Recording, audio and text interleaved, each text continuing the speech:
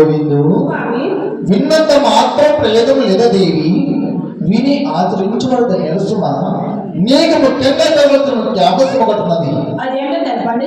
అది ఏమనా, మనము సర్వేశ్వరుని కృప చేత మహాబలిపురము, కుంభకోణము, రామేశ్వరము, మధుర, శ్రీరంగము, హంపి, కాశీ, గయ, ప్రయాగ, దాక్షారామము మొదలగుల పుణ్యక్షేత్రములకు తిరిగి ఆ పుణ్యగోత్రులను సేవించి పుణ్యనదములు మునిగి వారి విపుల ప్రాప్తులపై తత్ఫలితమున సిద్ధలింగయ్య, శివరామయ్య, ఓంకారయ్య, పోతులూరయ్య, గోవిందయ్య, వీరనారాయణుల సంతానముగా పడిచిదివి.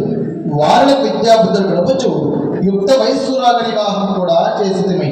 ఇక మన సంసార బాధ్యతలను తీరినవి.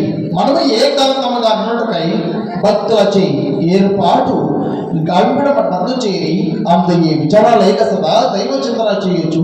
అతిథియ వ్యాగతను ఆదరించు మన మఠముకు వచ్చిపో భక్తులతో సద్గోష్ఠి జరపచ్చు.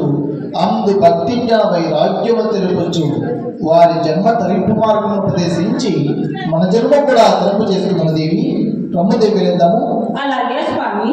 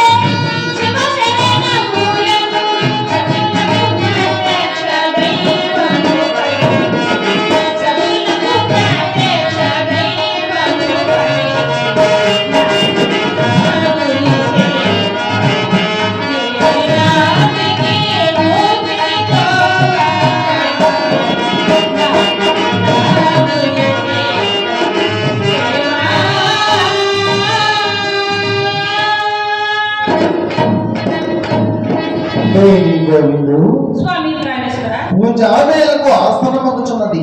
రమ్ము గోవిందు వెళదాము. అలాగే స్వామి.